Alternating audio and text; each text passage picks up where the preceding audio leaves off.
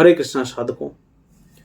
देखिए, तमाम आध्यात्मिक विषयों पर बात करते हुए बीच बीच में हम रियल लाइफ की जो प्रॉब्लम्स हैं, कि जहाँ जो मुद्दे बात करने लायक हैं, जिन पे क्लियरिटी चाहिए, अवेयरनेस चाहिए, उन पर भी बात करते हैं। और आज का हमारा जो विषय है वो ये है कि यार, छोटे बच्चे जो हैं वो अपनी भावनाएं व्यक्त करना चाहते हैं, अपनी बातें कहना चाहते हैं। क्या पेरेंट्स इसके लिए तैयार हैं? क्या वो खुद जो उनको सीखना चाहिए वो सीख करके अपने आप को अपडेट कर पाए हैं कि बच्चे के साथ किस तरह का ट्रीट किया जाए ताकि बच्चा सारी बातें बताए। देखिए, हर माँ बाप चाहता है कि उसका बच्चा कोई भी चीज़ ना छुपाए, लेकिन क्या माँ बाप उस चीज़ के लिए तैयार हैं? तो चलिए इसी पर बात करते हैं। देखिए, जो हम सुनना चाहते हैं बच्चे की, तो लेकिन साथ में क्या करते हैं, हम अपना जजमेंट चिपका देते हैं या उसकी जो बात है उसे इनवैलिडेट करने की कोशिश कर देते हैं कई बार। तो उसके जो अनुभव और भावना हैं वो साझा करना तो चाहता है लेकिन कर नहीं पाता। लेकिन हमें ये समझ नहीं आता कि किस तरह उसे सुना जाए जिससे कि वो खुद को ऐसा फील कर सके कि यार चलो, मैंने अपनी भावनाएं व्यक्त कर दी। और इसी बात पर हम चर्चा कर रहे हैं कि कैसे आप उन बच्चों को सुन करके उनके साथ एक भरोसेमंद रिश्ता बना सकते हैं। बच्चों को सुनना सिर्फ उनके शब्द सुनने तक सीमित नहीं होता है। एक्चुअली सच में जो लिसनिंग है उसका मतलब है कि बच्चे की भावनाओं को समझना और उन्हें वही महत्व देना जो उनकी भावनाओं को देते हैं। बच्चे के लिए एक ये एहसास बेहद ज़रूरी है कि उसकी बातें और भावनाएं महत्व रखती हैं। जब एक बच्चा ये महसूस करता है कि उसके माता पिता उसे सुन रहे हैं, तो वह आप पर ज़्यादा भरोसा करता है। इससे उसका जो इमोशनल डेवलपमेंट है सही दिशा में होता है।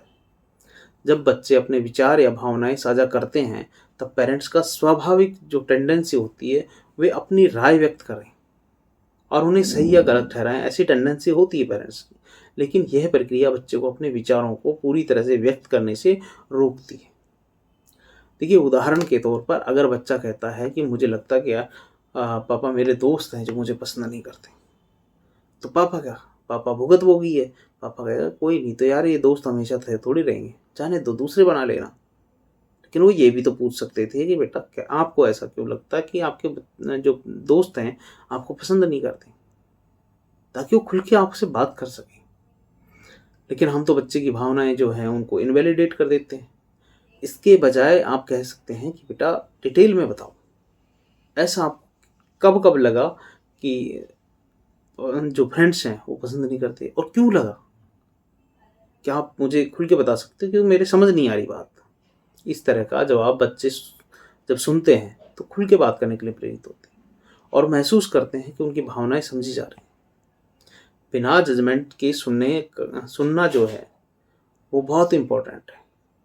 देखिए, एम्पैथी अगर किसी में है, तभी बिना जजमेंट किए उस सामने वाले की जो लेवल है वहाँ पर पहुँच करके उसकी जो सिचुएशन है उसको अंडरस्टैंड करके और फिर उसकी जो बातें हैं उनको समझता है। तो ये बच्चों को एहसास दिलाना कि वे अपनी जो सिचुएशन है, जो इमोशंस है, उनमें अकेले नहीं हैं। जब बच्चा कहता है कि वह दुखी है या गुस्से में है, तो उसके साथ बहुत सहानुभूति, बहुत एम्पैथी के साथ बातचीत करनी चाहिए, बहुत अच्छे से व्यवहार करना ज़रूरी है।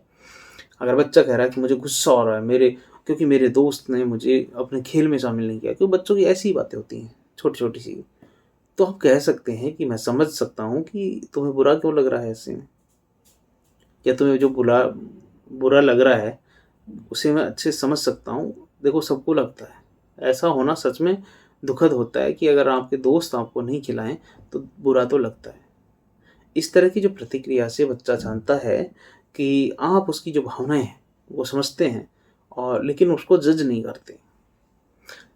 सुनने का मतलब सिर्फ शब्द सुनना नहीं है, जैसा कि मैंने बताया, बल्कि बच्चे की भावना है, उसके चेहरे के हाव भाव को ध्यान से देखना होता है। जब आपका बच्चा आपसे बात कर रहा हो तो आपका पूरा ध्यान उसकी ओर होना चाहिए।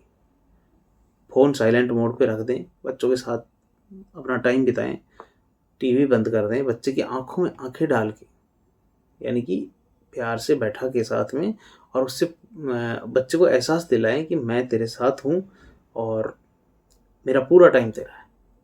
अब बता बेटा क्या दिक्कत है। तो इसके अलावा जो रिफ्लेक्टिव लिसनिंग है उसका यूज करें, क्योंकि उसका मतलब होता है कि बच्चे के जो द्वारा कही गई बातें हैं उसे अपने शब्दों में दोहराना। पैरेटिंग भी कह सकते हैं इसको। इससे बच्चे को ये महसूस होता है कि आपने उसे समझा है। उदाहरण के तौर पर अगर बच्चा कहता है कि मुझे बहुत डर लग रहा है कल परीक्षा से, तो आप कह सकते हैं कि तुम्हें कल जो परीक्षा है उससे डर लग रहा है, चलो इस बारे में बात करते हैं, कौन कौन कितने क्वेश्चन कर लिए, कितने और करने हैं, आपकी कितनी तैयारी है। तो उसे गाइड करें कि आप इस अगर चलो ठीक है आपको कुछ क्वेश्चन याद नहीं भी है तो डर क्यों रहा है। इस तरह से आप अगर करोगे तो शायद जितने आने हैं उससे थोड़ी ज़्यादा मार्क्स आएंगे। इससे बच्चे को समझ में आता है कि उसकी जो भावना है आपके लिए मायने रखती है और आप उसे सही मायने में सुन रहे हैं। देखिए, बच्चों को से बात करते वक्त ऐसे सवाल पूछें कि उनकी जो भावनाएं हैं उनके बारे में बात हो सके, बात करने के लिए उसे प्रेरित कर सके। हाँ या ना में जवाब देने से सवालों की जगह जो ओपन एंडेड क्वेश्चंस हैं वो पूछें। जैसे मान लो उससे पूछना है कि तुम्हें आज स्कूल में कैसा महसूस हुआ, आज तुम्हारा सबसे अच्छा अनुभव क्या था। ये नहीं कि क्या आपको ये पसंद है, क्या आपको ये अच्छा लगा। तो हाँ और ना में नहीं, पूरी बात करने दें। ऐसे सवाल बच्चों को अपनी भावनाओं के बारे में खुलकर बात करने का मौका देते हैं।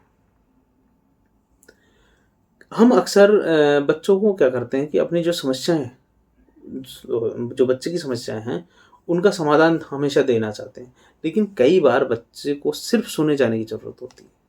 उसकी कोई प्रॉब्लम होती ही नहीं है, ना कि सलाह की कई बार ज़रूरत नहीं होती, सिर्फ उसको सुनने की, उससे बातचीत करने की ज़रूरत होती है। जब आपका बच्चा अपनी कोई समस्या आपके पास साझा करता है तो सबसे पहले उससे सुने, उसकी भावनाओं को समझें और कोशिश करें। अगर आपको लगता है कि उसका समाधान चाहता है तो पहले उससे पूछें कि क्या तुम चाहते हो कि मैं आपकी मदद करूं या बस तुम्हें सुनूं। इससे बच्चे को समझ में आ जाता है कि आप उसकी भावनाओं को महत्व दे रहे हैं। देखिए, कई बार बच्चे अपनी जो भावना है उनको व्यक्त करने में समय लेते हैं और हमें धैर्य रखना चाहिए और उन्हें अपने समय पर बोलने का मौका देना चाहिए। अगर बच्चा कुछ देर चुप भी रहता है तो इसका मतलब ये नहीं है कि उसको आपकी ज़रूरत नहीं है। हमें शांत रहकर उसका इंतज़ार करना चाहिए। इससे बच्चे को विश्वास होता है कि आप जो उसके साथ हैं और वह अपने हिसाब से अपनी जो भावनाएं हैं उनको व्यक्त कर रहा है। जब बच्चा अपनी भावनाओं को आपके साथ साझा करता है तो उन्हें एक्सेप्ट करना बहुत ज़रूरी है। चाहे वो भावना गुस्से की हो, डर की हो, उदासी की हो, खुशियों से जुड़ी हों, और उन्हें कभी भी हल्के में ना लें। तुम्हें ऐसा नहीं सोचना चाहिए। इससे बच्चे को ऐसा लगता है कि उसकी भावनाएं महत्व हैं। यानी कि बच्चों को कभी भी हल्के में ना लें, उससे कभी ना कहें कि तुम ऐसा नहीं सोचना चाहिए। इससे बच्चे को लगता है कि उसकी भावनाएं इंपॉर्टेंट नहीं हैं, इमोशंस उसके इंपॉर्टेंट नहीं हैं। इसके बजाय आप कह सकते हैं कि मैं समझता हूँ कि तुम्हें ऐसा क्यों लग रहा है। इससे बच्चे को ये एहसास होता है कि उसकी भावनाएं सही हैं और उनकी कद्र हो रही है। देखिए, बच्चे दिल के सच्चे होते हैं और सच्चे दिल से सुनना एक कला है जो हमें हर रोज़ अभ्यास से सीखनी चाहिए। जो माइंडफुल लिसनिंग है, ट्रू लिसनिंग है, सिर्फ बच्चे की बात सुनने का नाम नहीं है, बल्कि उसकी जो भावनाएं हैं उनको समझना, उन्हें स्वीकार करना और उनको यह एहसास दिलाने का नाम है कि जो उनकी बातें हैं, उनकी भावनाएं हैं वो महत्वपूर्ण है। जब बच्चे को ये महसूस होता है कि उसके माता पिता ने उन्हें बिना जज किए सुना है, तो वह न केवल अपने आप पर ज़्यादा भरोसा रखता बल्कि खुद से भी अपनी जो भावनाएं हैं उनको बेहतर तरीके से समझने और व्यक्त करने में सक्षम होता है। इसलिए अगली बार जब आपका बच्चा कुछ कहना चाहे तो उसे बिना जजमेंट के सुने, उसके साथ सहानुभूति, एम्पैथी रखें। इससे विश्वास उसका मजबूत होगा और आप जो उसकी सब बातें हैं और भावनाएं हैं उसके भरोसा होगा कि आपके आपके लिए महत्वपूर्ण है। इससे ना सिर्फ आपके और आपके बच्चे के बीच का संबंध बहुत मजबूत हो जाएगा, बल्कि आपका बच्चा भी भावनात्मक रूप से, इमोशनल रूप से स्वस्थ होगा, खुशहाल होगा, बेहतर होगा। हर राधे राधे।